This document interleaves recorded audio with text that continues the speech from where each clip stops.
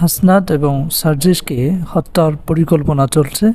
সেই ধারাবাহিকতায় চট্টগ্রামে, গুলিস্তানে এবং সর্বশেষ যাত্রাবাড়ীতে তাদের উপরে আক্রমণ করা হয়েছে।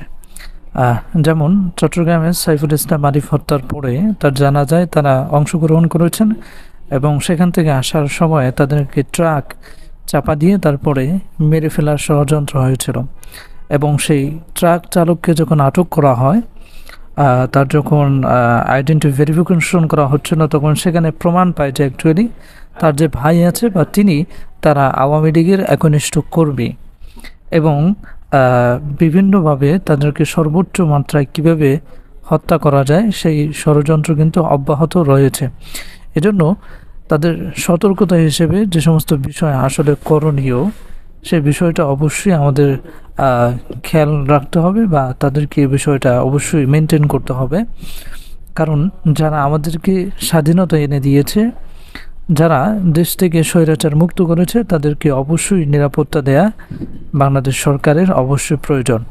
প্রথমত যে সতর্কতা মেনটেন করা উচিত সেটি হচ্ছে যে কোথাও কোনো যদি আয়োজন হয় তাহলে সেক্ষেত্রে অবশ্যই তাদেরকে এই বিষয়টা মাথায় রাখতে হবে যে এই অনুষ্ঠান বা এই প্রোগ্রামটা অ্যাকচুয়ালি কে করছে বা কারা করছে সেটা অ্যাকচুয়ালি প্রথমে মাথায় রাখতে হবে।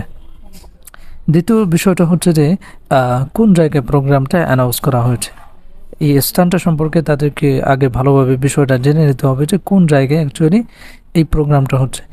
3 নম্বরে ইন্টারনাল কোনো যদি প্রোগ্রাম হয়, অর্থাৎ কোনো গোপন বৈঠক হয়, তাহলে সেক্ষেত্রে অবশ্যই কাছের যে সমস্ত শুভাকাঙ্ক্ষী আছে তাদেরকে অবশ্যই জানিয়ে যেতে হবে।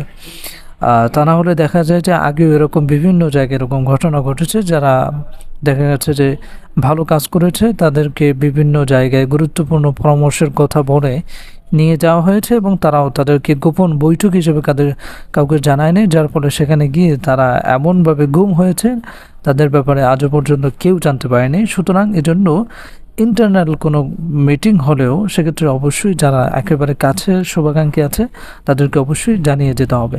3 নম্বরে বাইরে বের হওয়ার সময় অবশ্যই ছাত্রদের দ্বারা পরিবেষ্টিত থাকতে হবে, কারণ তাদেরকে নিরাপত্তা দেওয়ার জন্য সবচেয়ে বেশি যে গুরুত্বপূর্ণ ভূমিকা পালন করবে সেটা হচ্ছে অবশ্যই ছাত্ররা।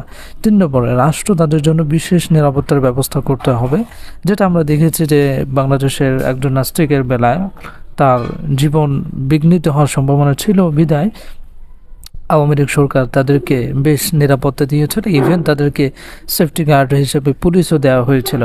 সুতরাং এই যারা সমন্বয়ক যারা আছে, বিশেষ করে হাসনাত এবং সার্জিস, এদের ব্যাপারে অবশ্যই বিশেষ নিরাপত্তার ব্যবস্থা করা প্রয়োজন। আমি সর্বশেষ যে বিষয়টা বলবো সেটা হচ্ছে যে পরিকল্পনা অ্যাকচুয়ালি কারা আছে যে তাদেরকে হত্যা করা হবে, সেই পরিকল্পনা অ্যাকচুয়ালি পেছন থেকে কারা কলকাঠি নাড়ছেন, তাদের ভিতরে প্রথম হচ্ছে ইসকন, যাদের ব্যাপারে সর্বোচ্চ যারা কথা বলেছিল তাদের ভিতরে কিন্তু সমন্বয়ক হাসনাত এবং সার্জিস তারা ছিলেন। তারা কিন্তু ইসকনের ব্যাপারে অত্যন্ত জোরালো ভূমিকা রেখেছেন এবং সম্ভবত এই কারণে চট্টগ্রাম থেকে যখন সাইফুল ইসলাম আরিফ হত্যাকাণ্ডের জানাজা পরে যখন আসছিলেন তখন তাদেরকে সেখানে ট্রাক চাপা দিয়ে অ্যাকচুয়ালি ধারণা করা হচ্ছে যে এখানে ইসকন সরাসরিভাবে বা প্রত্যক্ষভাবে জড়িত। 2 নম্বর, আওয়ামী যে সন্ত্রাসী লীগ আছে এরা কিন্তু অবশ্যই তাদেরকে হত্যা করার জন্য সর্বোচ্চ চেষ্টা করছে এবং ধারণা করা হচ্ছে এরকম আরও 2-3টে অ্যাটাক হতে পারে। সুতরাং এই বিষয়টা নিয়ে কথা বলা এই জন্য প্রয়োজন যে অ্যাকচুয়ালি যাদের কারণে বা যাদের নেতৃত্বে আমাদের বাংলাদেশ থেকে স্বৈরাচার মুক্ত হয়েছে, বাংলাদেশ দ্বিতীয়বার স্বাধীন হয়েছে, সো সেরকম ব্যক্তিদেরকে যদি রাষ্ট্র কিংবা সমাজ যদি নিরাপত্তা দিতে না পারে তাহলে সেক্ষেত্রে অবশ্যই বাংলাদেশের স্বাধীনতা প্রশ্নবিদ্ধ। সো এটাই ছিল আজকের video. Okay, that's it. Thanks for watching this video and see you in the next video. আল্লাহ হাফেজ।